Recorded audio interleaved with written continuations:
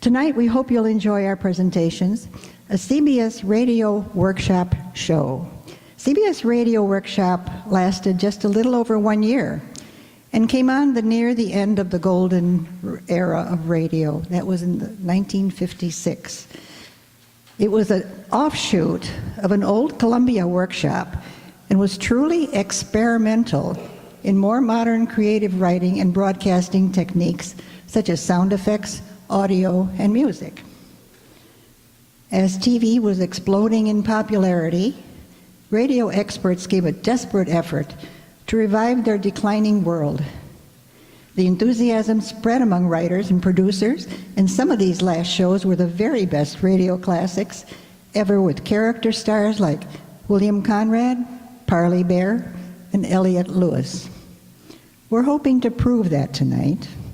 The show, it's an argument between two who disagree that old-fashioned fairy tales remain with us as wonderful romanticism, or whether they are to be treated with disdain and turned into modern-day, harsher storytelling.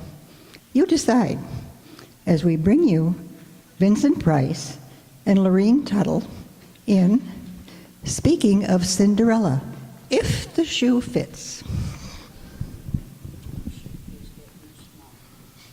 Ladies and gentlemen, Miss Lorene Tuttle and I have been having a little argument as to the relative merit. Having a little discussion regarding the two different schools of literary thought.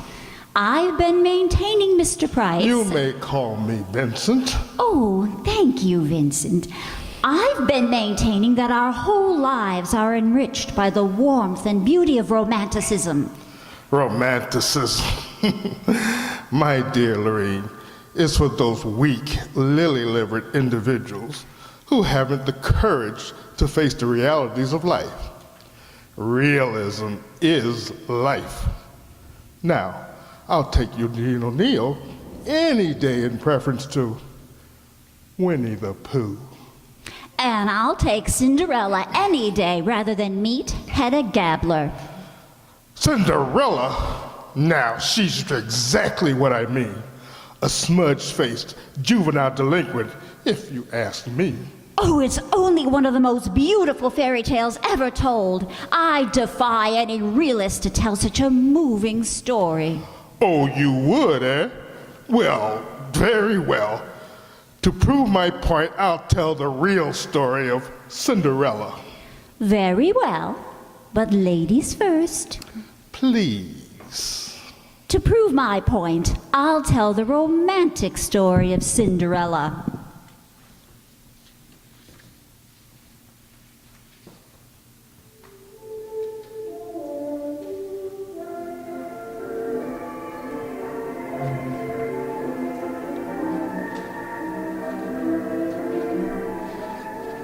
CBS Radio, a division of the Columbia Broadcasting System and its 217 affiliated stations, present the CBS Radio Workshop, dedicated to man's imagination, the theater of the mind. Tonight, Edgar Tears and Don Clark's dramatic excursion in the realm of realism versus romance, as the workshop presents Speaking of Cinderella, or If the Shoe Fits, starring Vincent Price and Lorene Tuttle, with special music composed and conducted by Jeff Alexander.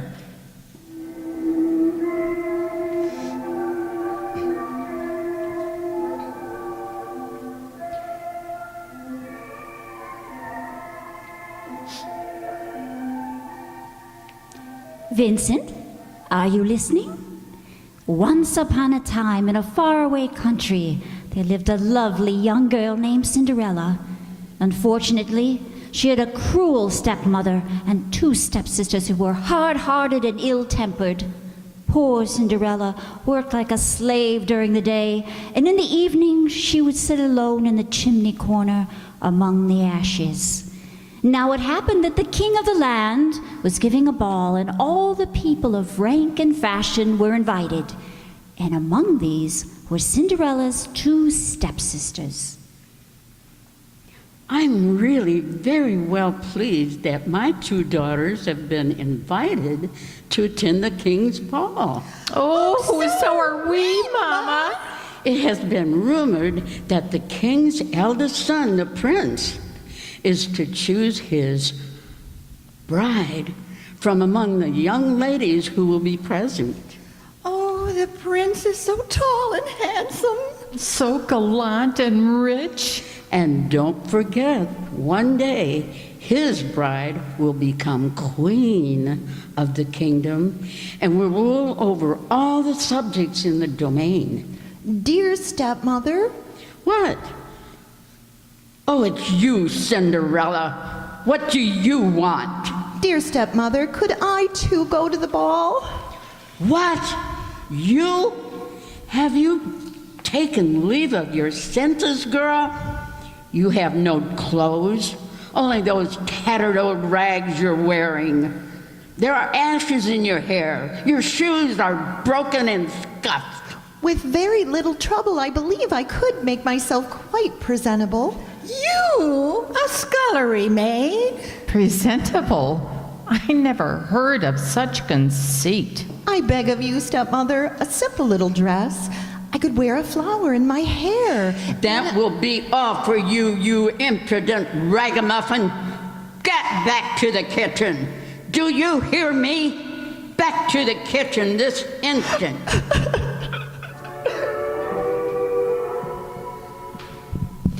And so poor Cinderella went back to the chimney corner and wept bitter tears. Wait a minute.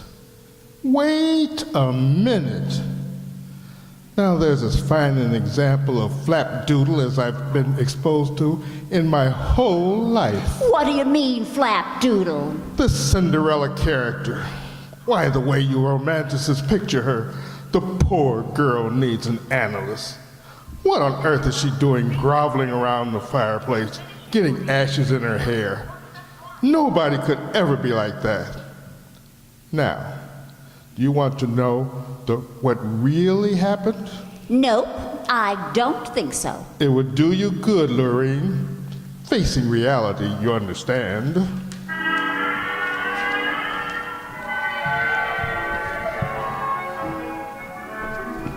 Well, this gal Cindy wasn't getting much of a break, but she didn't take it sitting down. She knew she had to play it smart. So when a rich man in town sent out bids for a big wing-ding he was throwing, Cindy was all ears. I'm certainly glad you girls have been invited to Mr. King's party. It should be real nervous. Yeah, when he throws a party, it's a real rocket. You can say that again. The last one I went to, I was hungover for 3 days. I read in somebody's column, Winchell's I think, that the old man is giving his son the word to get married and settle down. Get the possibilities. I understand the guys are really quite a wolf. So what? And don't forget that someday he'll be a vice president of King, Bettencourt, Baggy, and Wentz, one of the biggest advertising agency of the world. No wonder they call him the Prince. So if one of you girls latch onto him, you'll have it made. But good. Hey, how about me crashing this ball? You, Cinderella? You must be blowing your stack. I've never heard. Now I've heard everything. Go up on the roof and feed your pigeons. Knock it off, you two, or I'll belt you one in the teeth. Don't pull any of that wrestler stuff on any gals, on my gals. I would have been champ by this time if you hadn't had me thrown in those last 2 matches. I had gorgeous Gloria's shoulders pinned to the canvas when you... What are you beefing about? You're out. Yeah, but then you took all my money, the whole bundle, shooting craps. Look, Do I make this party or not? You don't. Besides, you haven't got a thing to wear. You're loaded. Might be part with a little bit of the grab. Why, I could pick up a nifty little number at Orbach's for a few bucks. That's enough out of you, Cinderella. Get back into the kitchen and wash the dishes. And get the dried egg yolk off the plates for a change. Don't give me that lip, that tote, that bail routine. I got other plans. Cinderella, where are you going? Down to Dirty Joe's Bar and Grill, that's where. That horrible, smelly dive down on the waterfront? I've smelled worse. But the dock workers are having labor problems down there. Don't worry about me, Steppy. I can take care of myself. Be seeing ya.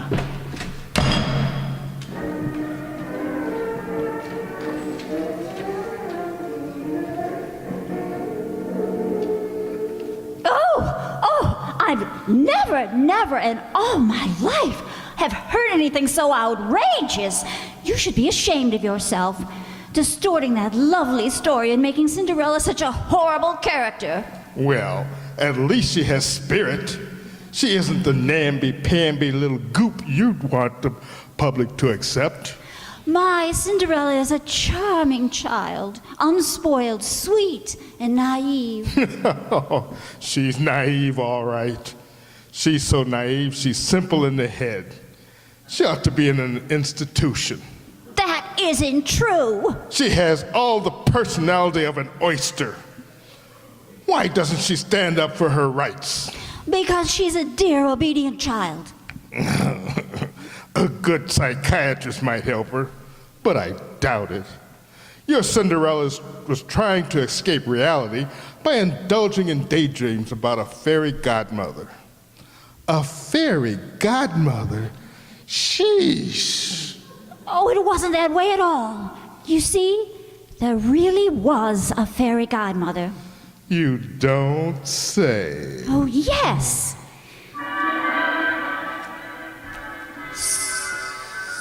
So, when the two stepsisters had left for the ball, dressed in their beautiful gowns, Cinderella went softly back to the kitchen, sat down in the chimney corner, and broke into sobs of unhappiness. At this moment, a beautiful fairy appears. Now, stop your crying, my child. I am your fairy godmother, Cinderella. If you wish to go to the king's ball, you shall. But you must do everything I say. Yes, oh yes, of course. First, bring that pumpkin out into the garden. Where shall I put it? Right there. There, that's fine. Now, I'll touch it with my magic wand like this. There! Oh my, what a splendid coach, all gold and silver. Next, bring me those 6 mice in yonder trap. Yes, all right. What shall I do then? Put them there, in front of the carriage. There, that's it. So, a touch of my wand and...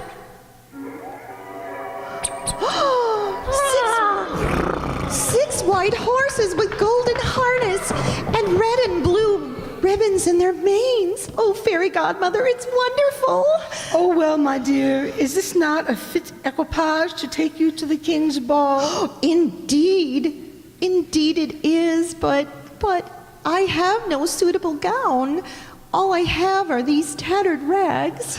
Ah, yes. We'll soon take care of that. A white satin gown covered with pearls and diamonds and tiny slippers of glass, spun as finest gossamer. How can I ever thank you, dear, dear fairy godmother? By being happy. But hear me, there is one condition. You must not remain at the ball after the clock strikes 12. If you do, your coach and horses will all return to their natural form, and your fine gown will again turn to rags. Oh, I promise I'll leave the ball at the very first stroke of 12. Then off with you, my darling, and have a merry time. You've been so good to me, so very, very good.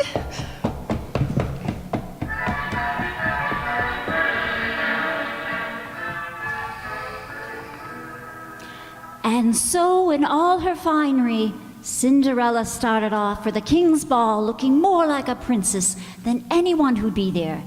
Cinderella was very happy. Oh, what stuff and nonsense. Really, in all my born days, I have never... Wasn't that enchanting, my dear? Enchanting? It was appalling. Appalling? Moreover, it doesn't make any sense. Cinderella's stepmother obviously has money. She thinks nothing of getting Dior and Adrian gowns for her daughters. But still her place is overrun with mice and rats? Why, if the Board of Health... Oh, you are getting more odious by the minute. Odious, smodious. Let's get back to reality and the way the story really happened. Now, this Cinderella kid wants to go to the ball, all right, but instead of falling back on her schizophrenic escape pattern, why doesn't she do something constructive? Now, actually, she does. Such as what? Such as this.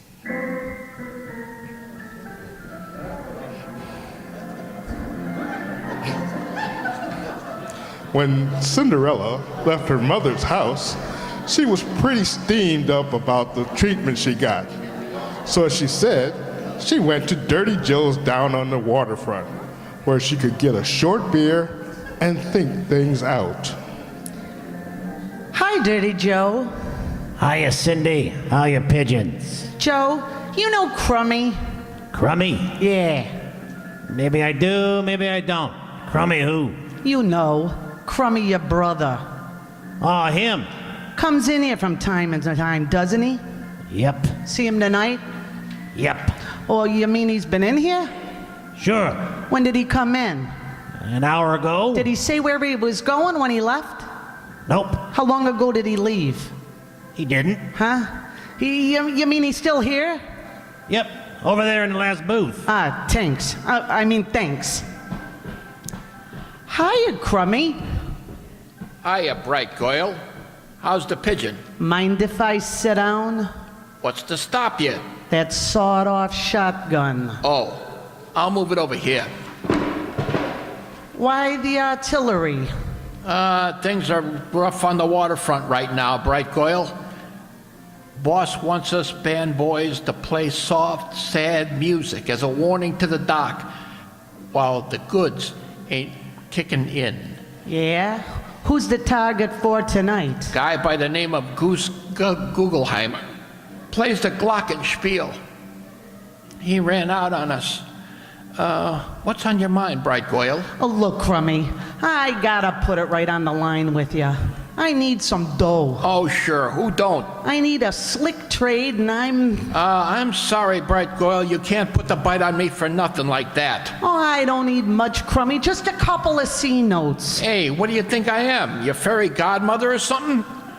If you need some scratch, get it from your old lady. Nah, she wouldn't give me a dime. Oh, that's too bad. Now, the way I hear it, she keeps plenty of ice around the place.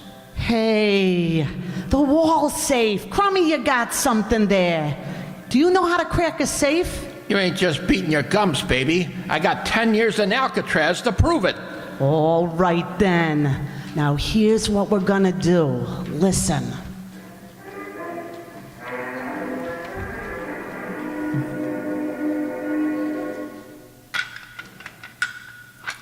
You getting it, Crummy? Will you shut up and leave me listen? One thing I got to remember. Yeah? What's that? Except for that bracelet I gotta give you for the caper. I gotta put back all the rest of these jewels before midnight. There's a time lock on the safe, and if it's set for 12 o'clock. Huh? I got it open.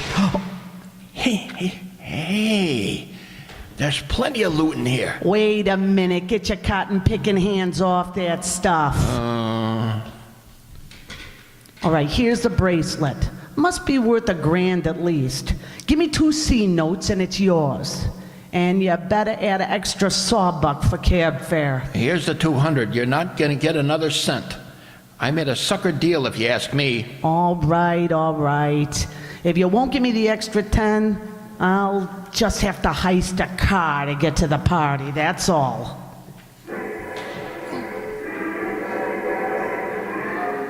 Code 3, 768W4379 8HM22. Be on the lookout for a pumpkin yellow Cadillac convertible just stolen from the corner of 4th and Spruce Street. Repeating, code 3, 768W4379 8HM. See what I mean? My Cinderella is a realist. She has spirit.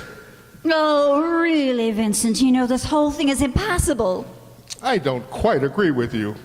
Your version of the Cinderella story is impossible. Mine is possible. But continue, my dear. I'm not sure I want to, but I suppose I must, if any semblance of dignity and decorum is to remain in this beautiful, lovely story.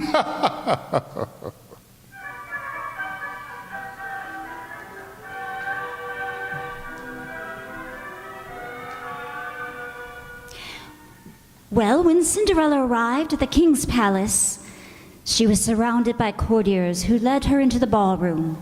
All eyes were directed toward her, for everyone was struck by her grace and beauty. No one knew who she was. Even her cruel stepsisters did not recognize her, so rich and splendid was her dress. All the king's courtiers, one after another, asked Cinderella to dance, and they were all highly pleased with her grace and elegance, as well as enchanted by the wit and brilliance of her conversation. The prince himself arrived late. Seeing Cinderella, he so admired her appearance and manners, he immediately offered her his hand to the dance. What a charming creature you are. Tell me your name, I pray. That I cannot do, sir, and please do not press me to tell it. I am sure you must be a princess from a distant kingdom. Prithee, what makes you say such a thing as that? No one but a princess could wear as magnificent a gown as yours, encrusted with precious gem and jewels. And no one but a princess could be so beautiful and so beguiling. You will turn my head with the sweetness of your words, my prince. And indeed, What is that? It is the tolling of the curfew bell. What o'clock is it? Tell me quickly. 'Tis midnight. Oh, I must go. I must leave at once. I beg you to stay yet a while, for you dance with the lightness of a butterfly on the soft summer breeze. I cannot stay. I cannot. My heart prompts me to tell you that I love you, for I have never seen a maid so fair. Oh, no, please, let me go. Good night, my Prince Charming. Good night. In her haste to leave, my beautiful princess has left her slipper behind, a slipper of glass, spun as fine as gossamer. I vow I shall find my lovely princess if I must search all the kingdoms of the world, for I would make her my wife. Now, there's a real basis for a successful marriage. The prince has one dance with Cinderella, one dance. And mind you, and he wants to marry her. Well, why not? I wonder what a marriage counselor would say about that. Must you be so literal? And she is such a bird brain, she runs off, leaving one of her shoes behind. It was a slipper of glass, spun as fine as gossamer. And those two stepsisters of Cinderella's, they can't be very bright. They're right there at the ball and they don't recognize her just because she's wearing a new dress. Now, I ask you, what sort of an IQ would those two have? Now, you take my Cinderella. You take her, and you can have her. My Cinderella has moxie. She goes after what she wants. No fairy godmother nonsense about her. When she arrived at Mr. King's party, the place was really jumping. The minute she walked into the joint, all the cats began to growl. Hey, get a hold of the babe. Wow. A doll. A real living, breathing doll. Hey, looky, hi, Cookie. Get away from me, short, fat, and repulsive. Oh, come on, sweet mama. How about living it up with Jake? Let's live it up for real. Drop dead, cornball. What's with you, beautiful? Listen. You mad at this mad, mad world? Listen, I'm not playing the field, that's all. What I'm looking for is the favorite. Now, where's the prince? In the rumpus room, lapping up some corn squeezins, I suppose. Thanks, chum. See you around the bowling alley sometime. Man, dig that crazy, crazy walk. Real cool, man. Cool. Yeah. Wow, hiya, babe. You the character they call the prince? That's right. My old man is J. Walter, King of King, Betancourt, Bagby, and Wentz. Yeah, I know. You're in the advertising racket. Big deal. You know something? You're okay. Sounds as if this advertising gig pays off in blue chips. Mind if I park a bustle? My dogs are killing me. Sit right here next to me, doll. Oh, that's it. Would you like a slug, hun? Yeah, don't mind if I do. Double bourbon on the rocks with a twist of lemon peel. Well, there you are. I like you, sweetie. You're a real dish of stuff. It's the spot. Fill her up again, Buster. Your old man is running quite a bash tonight. Entertaining the sponsors is what they call an occupational headache. Oh, yeah, I bet. I met a couple of jokers when I came in here. Well, here's mud in your eye, Prince. Cheers. That's a real sharp bunch of threads you're filling. Just a little something I picked up. And diamonds and pearls. Yeah, I picked them up too. So, you're the original man in the gray flannel suit, huh, kiddo? Oh, I suppose one of these days I'll make vice president. How come you haven't pressured your old man before this? He just made me account executive for Bimbo's No Bunion Shoes, but I think he's throwing me a curve. The radio and TV ratings is doing a nosedive. What you need is a gimmick, Princey. Ha! You can say that again. Oh, come on, they're playing a rock and roll, and that's for me, sugar. Okay, honey. A gimmick. Let me think. No giveaway, no coupon. Well, these kind of notes realists send me. Oh, doggone it! What's the matter, baby? I'm losing my slipper. Hey, wait a minute, Princey. Wait a minute. I think I got your gimmick. Well, what's with you? You flipped your lid or something? All right, now listen. I leave my slipper behind when I leave here tonight, and nobody knows who I am. So, you put big ads in the newspaper and buy spots on the radio and television. A coast-to-coast campaign. A big build-up and ballyhoo to find out the Bimbo No Bunion Shoe Girl. You got it, Princey? Yeah, I really think you got something there. Jumping catfish. Is that 12 o'clock? It sure is. The time clock on the wall's safe. This stuff's got to be back in there by midnight. I got to scram out of here. Oh, what are you yakking about? If you don't get going right now, I'm a dead pigeon. Here's my slipper. You take it from here. So long, Princey. Do you see how competent and constructive my realistic Cinderella has turned out? Oh, she's scheming and conniving and actually dishonest. Oh. She stole her stepmother's jewelry. Oh, nonsense. She only borrowed it for a little while. She's hurrying home right now to put it back in the wall safe. Well, how about the bracelet she gave to Crummy? Don't you worry about my girl. She's ingenious. She'll find some way of getting around that. She's an uncouth, unprincipled creature. Well, at least she isn't inane and innocuous like your girl. But Please, go on with your story. Thank you.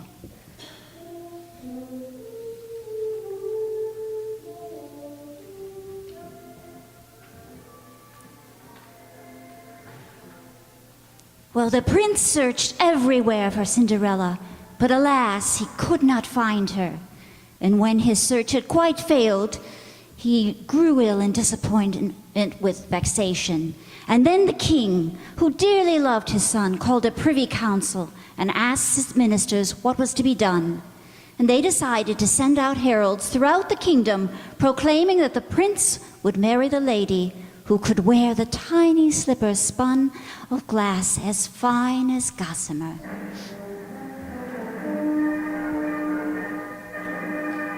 The slipper does not fit you, milady. Oh, dear, I'm so disappointed. Let me try, sister.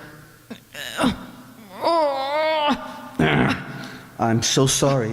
It doesn't fit you either. I was so certain it would.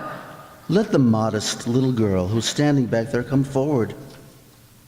Why, it is you, my princess.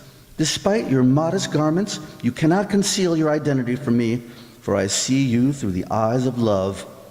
Now we'll try on the slipper. Yes, my prince. It fits. The slipper fits. Come to my arms, my darling, my own true princess. My Prince Charming. And so they were married and lived happily ever afterwards. Now, wasn't that a sweet and lovely story? To be perfectly frank with you, Lorene, I found it rather dull and pedestrian. Oh, Vincent, how can you say that? But in my version, there is action and excitement. My Cinderella is real and colorful. And I suppose your story has a sordid ending like so many realistic stories. She probably went to the penitentiary, and the advertising man was sent to the Chicago office. No, Lorene, not at all. Not at all. Listen.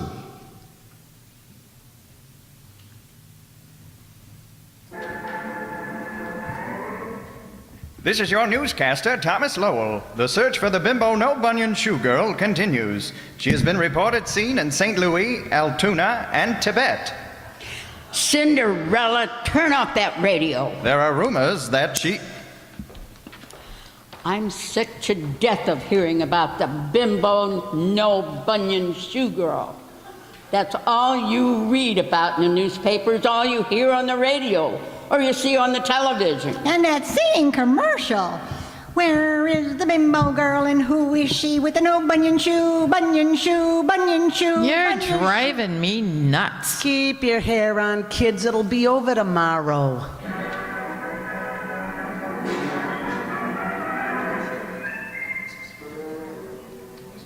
It's been the greatest search since Bridie Murphy. And Dad, the ratings are near 43. The bimbo shoe sales are up 72.9. A terrific campaign. This makes you a vice president, my boy.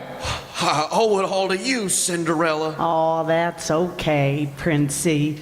But when do we get hitched? Whenever you say, baby. Better see how soon we can line up the network so we can get full coverage. We want this wedding to be a real doozy. Bimbo's no bunion shoes will sponsor the whole works. I better let the press and the photographers in. They're getting impatient. You're smooth, Cinderella. Real frantic smooth. Princey, you're the most.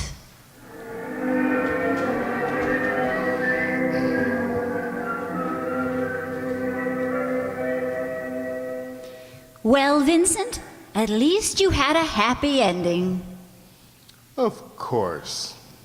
You see, Lorene, there are all sorts of Cinderella stories. They happen every day, but they all end in exactly the same way. Even today, the beautiful girl can marry the handsome prince, and, of course, they'll live happily ever after.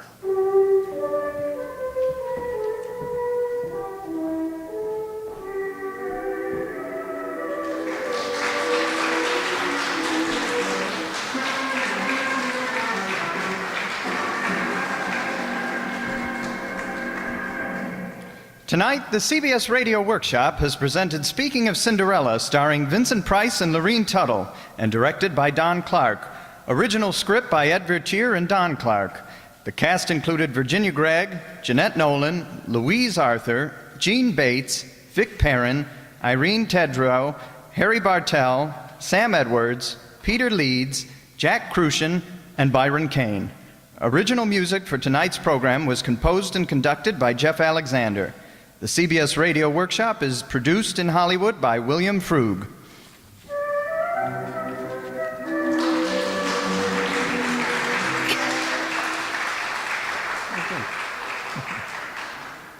So hopefully some of those famous radio names are familiar to those of you who were old-time radio fans back in 1956.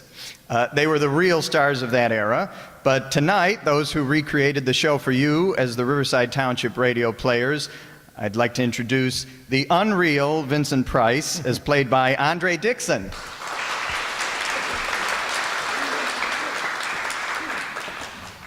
And insisting on the fact that romanticism should be here to stay, we have as the unreal Lorene Tuttle, and we welcome back to our group this year, Donna Amesmeyer. And of course, who could forget the rest of Cinderella's family? We had the loving stepmother, played by Nell Brennan. And of course, those two precious little brats, Kathy Juarez and Ellie Babka.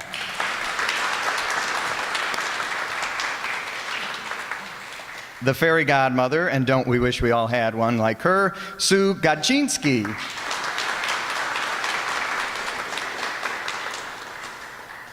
The dreamy prince was played by Rafael Nieves, versus the prince we'd probably meet today, John Byen.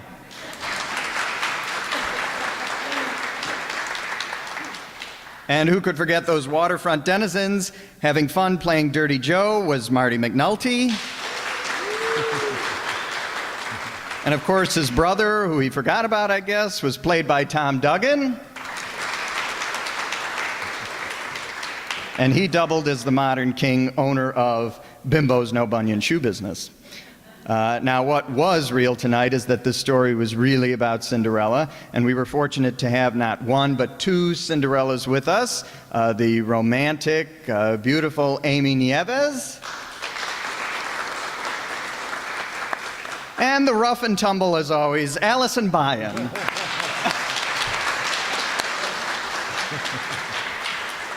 And now for a moment back to that Bunyan party. Let's not forget that acting as wild partygoers were Marty McNulty again, who, in addition, enriches our shows always with sound and music.